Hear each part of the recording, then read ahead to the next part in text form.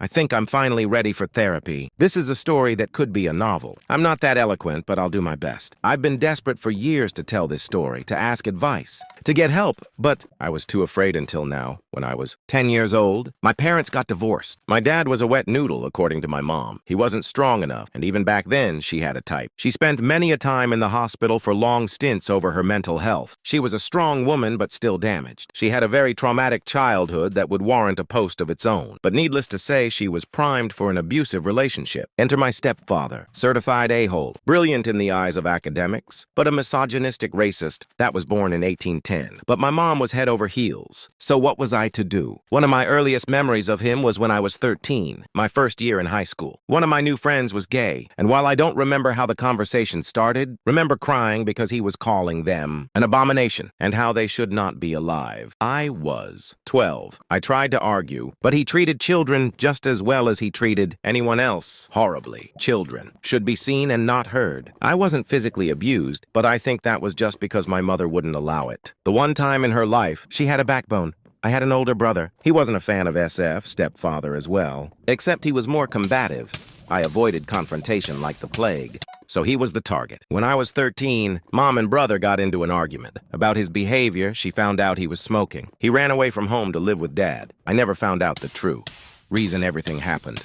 But that was the last time she ever saw him. I lost contact when I was 16. SF was always a reason that came between Mom and anyone in her life. I think he targeted strong, independent women and enjoyed breaking them down until they were nothing more than dolls. He had 3 ex-wives. 5 children between them. He had multiple court cases on back child support, but it was never his fault. He picked all the wrong women. They were abusive to him, and he was the sad little lamb that was totally innocent. This was a theme that played out my entire life. SF was not at fault. SF was unable to take any responsibility. I found out later that he abused one of his exes, slept with the nanny, and stole money. Mom knew all this, but she believed when SF said he was not at fault. She believed him so much that she paid back all his child support. She supported him to go back to school. And don't think for a minute we were comfortable. Far from it. Mom worked a decent wage, but with taking care of SF plus the 2 kids, it didn't stretch far. Let's skip ahead until I turned 15. SF got cancer. A really bad one that put him in the hospital for months with a very low chance of life. My mom dropped everything and lived in the hospital to take care of him. I don't begrudge her that, but 15-year-old me was a bit bitter. I hardly ever saw her. And then I was tossed between homes since I wasn't old enough to be alone. I failed out of my sophomore year of HS, but she took care of him hand and foot, and he got better. That's who she was. She was a fixer and a giver. Skip ahead until I'm 19. Life had been decent. Mom and SF seemed happy. We moved to a different town closer to my high school. But unfortunately, I contacted the stomach flu. It's Christmas Day. I'm in my room sick as a dog. I lost 20 elobs I couldn't afford to lose. And I was ignored because a tornado had hit the home. Mom had found out that Jeff had cheated on her, and he blamed me. He hated me, and I cramped their SX life, so I was the problem. She decided to forgive him and promised to increase their SX life, unfortunately at my expense. Toys ended up around the house. Chains got installed on their bedpost, and noises could be heard all over the house. This upset me considerably, so one day, I left the home and slammed the door a bit too hard. When I got home after shopping some, Mom sat me down and said I had overstayed my welcome and I needed to leave. I had just finished my first year of collecting and had a part-time job, but they were asking me to leave. I had 30 days. My mom told me, I understand this is unfair, but you will be leaving me soon anyway, and he is my forever. So I got sacrificed. That led to many years of struggle. I was actually grateful for it in a way. It was a crash course in money management and made me grow up despite my undiagnosed ADHD. It was 20 years before I ever asked my mom for help after that. I was stubborn and I'd have rather been homeless than ask her for help. I can skip ages at this point because it's a blur, but I want to sum up what happened between my ages of 20-40. SF continued to be a problem for my mother. I fear I don't even know the half of what she went through because she tended to hide things from me. At one point, she found out that he was taking credit cards out in her name, racked up $60K in debt, and then just didn't pay it. She tried to call the police on him once because she felt threatened, and he tried to prevent her from doing so. When she finally could call, he went on the run with an illegal gun, tapped to the underside of his engine. He bullied her so hard after that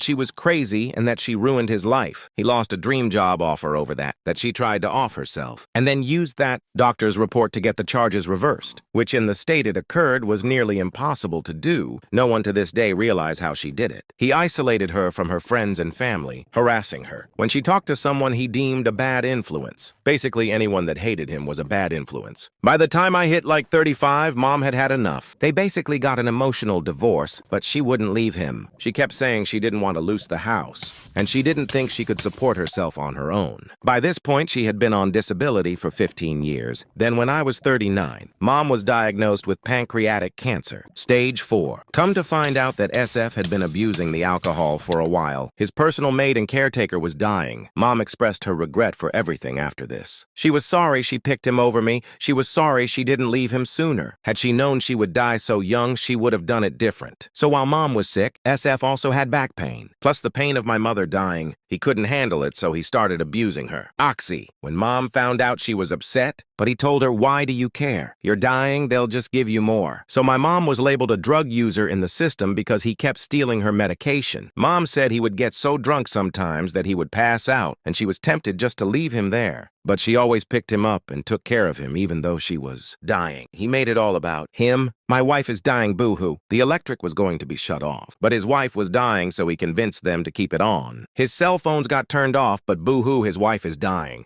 I had to buy her a new cell phone plan because hers kept getting shut off, and you don't deny a dying woman a cell phone when there could be an emergency. August 2023. Mom got out of bed to use the bathroom, but couldn't get back into the bed and slept on the floor. SF was passed out drunk in his chair by the TV. He didn't find her until the next morning, and he called the ambulance for her. Seems she hadn't been taking her medication because she forgot, and didn't trust him to do it because he kept stealing it. I rushed to the hospital and found out it was soon. It was a week and a half later that she passed. I stayed with her at her home the entire time, knowing he was in no state to help. I was terrified to be there. You see, what I didn't mention was that the house they were living in was actually my house. Back when SF owed all that money to his exes, they made a habit of putting everything in Mom's name. Houses, cars, businesses, just so they couldn't sue them for it. So when Mom was diagnosed, she signed it over to me. It was a two-folded reason. One, so SF wouldn't lose the home in case any creditors came to steal it. And two, so he couldn't sell it and lose all the money and be homeless. Even though she hated him, she still wanted to take care of him. So I was terrified. He spent 99% of the time passed out drunk on the chair. The only time he ventured out was to steal her medication. It was missing, and good Lord knows I didn't take it. I'm talking morphine at this point. Or as a nurse was there, and he had put on a good show of crying over her condition.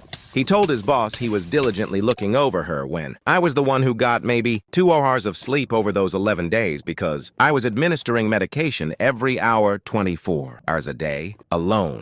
I could talk more about this time, but I don't want to bore you with the death details. Needless to say, I did get cornered once when he caught me in the kitchen and asked me what I was going to do with the house. I told him point blank he was more than welcome to stay there as long as he liked because that was Mom's wish. He didn't have any bills other than electric. I would take care of the insurance and taxes on the property. I felt that was fair since it was legally mine. I told him that if he ever moved out on his own, we can talk about selling it. I wasn't against sharing some with him, but I also know Mom paid for 100% of the mortgage from her account the entirety of their marriage. Then she passed, and I called my fiancé and told him to come get me as fast as he could. I waited just long enough for the funeral home to arrive before I booked it out of there. Mom had been a buffer between the two of us. One I was happy to pretend was a good relationship, but that all changed in an instant. I did get some ramblings from him the next few months. He shot at a coyote in the yard, so the cops showed up and bothered him. He was proud to admit he pulled a gun out on them and they went away. I did later find out that it wasn't a coyote he was shooting at. It was a neighbor walking their dog past his house. Things really didn't come to head until June. I got a call from the state troopers asking if he was all right in the head. When I laughed at them, I had to quickly explain that I knew something was wrong with him. But heck if I could prove it. Apparently, he was a suspect of a hit and run in my mom's car, which I expressly told him he wasn't allowed to drive per the probate process. And when they showed up at the property to question him, he pulled out a gun on them. "You heard that, right?" He wasn't lying when he had said it before. This was the second time he had pulled a gun on the cops. Now you would think, who in the world could get away with it? Him, apparently. So now I was on a mission to find that car, because apparently he kept moving it and hiding it and they couldn't find it. I finally had the excuse from probate. I was paying way too much into probate out of personal funds, and I really needed to recoup some of those funds. The car was the only asset in her will, so I told him I was going to get it valued and I'd have to sell it. So I finally got the car and took it straight to the cop, and they found the dents that matched the hit and run. Unfortunately, there were no witnesses that could say who was driving. So while they had the car, no one could prove the driver. He never got arrested for that. But But after that, things started to go downhill.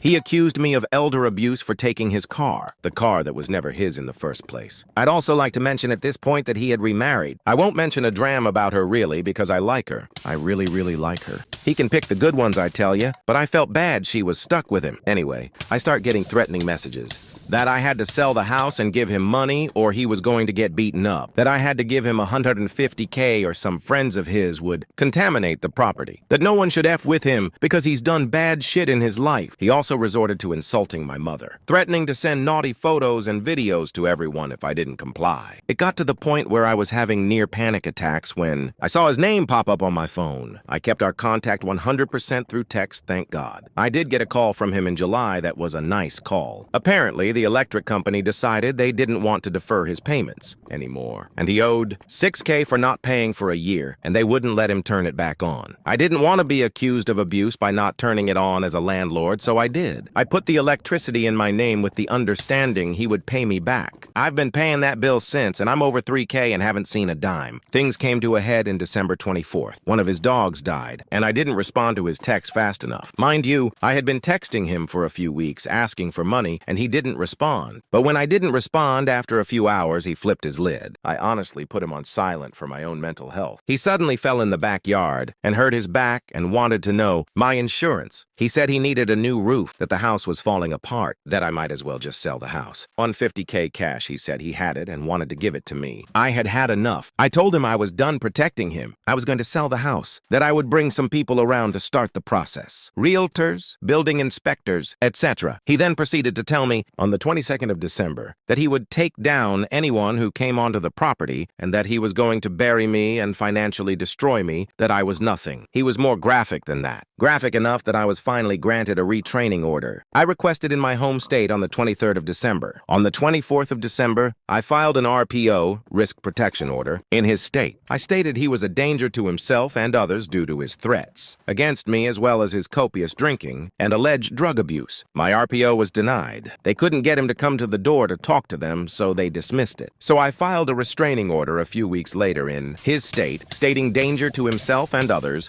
and that his firearms needed to be removed from him. 2 of them legally belonged to me, mind you, because they were my mother's. They granted the restraining order and said the pew-pews needed to be removed. The cops were scared of him. For months, I called and chatted with dozens of them. None of them wanted to go near him, and when they did, they said they couldn't force anything without a task force, and they weren't going to do that. I could also write another post about this drama, but I just want to focus on SF for right now. Anyway, on the date of my retrial for the restraining order, for those that haven't gotten one, they will approve an emergency order, but then you have to go back to argue it in front of a judge. Apparently, he wanted to attend this meeting, but he had to be admitted to the hospital and missed it. Judge granted it and ordered the firearms taken away, and they just let him know this all willy-nilly. He hid them, of course. Anyway, he hadn't contacted me since the first restraining order. Finally, I had some peace in my life, but I also had to worry about him being in my house, the one I was fully paying for. So at the beginning in Feb, I contacted a lawyer to start the procedure of eviction due to the arrears in his electric bill. And at the beginning of Feb, he died. Kidney and liver failure. Too much alcohol and Tylenol, apparently. It's kind of surreal, having an enemy in your life, 30 years and they're just gone. I'd almost say his death is affecting me more than my mom's did. Everyone got together for his funeral. I went to support his wife and talk about how awesome and great he was, and I just couldn't stand it. His mother also accused me of stealing money from him and not supporting him after mom died, when that was really all I did. I supported him more than he deserved, considering how he treated me and mom. I've been trying to post on Reddit for a year now to tell this story, but I couldn't. I was afraid he would find it, but I've been so alone dealing with this. I have moments where I wonder if I misunderstood him, if I had pushed past the blustering and the lying. Would I have accomplished anything by talking to him? But I also don't feel that type of emotional abuse is warranted, and I didn't have to withstand that, no matter what his intentions were. He never accepted accountability for anything in his life. He lied, cheated, and stole almost everything he got his hands on. But the guilt is eating me. Should I have tried harder to get him committed? Should I have tried harder to get him arrested? Or was I the one that escalated it with the restraining order? This will eat me alive for a year. Overall, though, someone at the funeral mentioned he's probably in heaven with his dad fishing. I think he's in hell, and damn, I'm not even religious. Thank you for listening to my TED Talks. I have to go pay for his funeral and be his executor, 'cause no one else wants to do it. C'est la vie.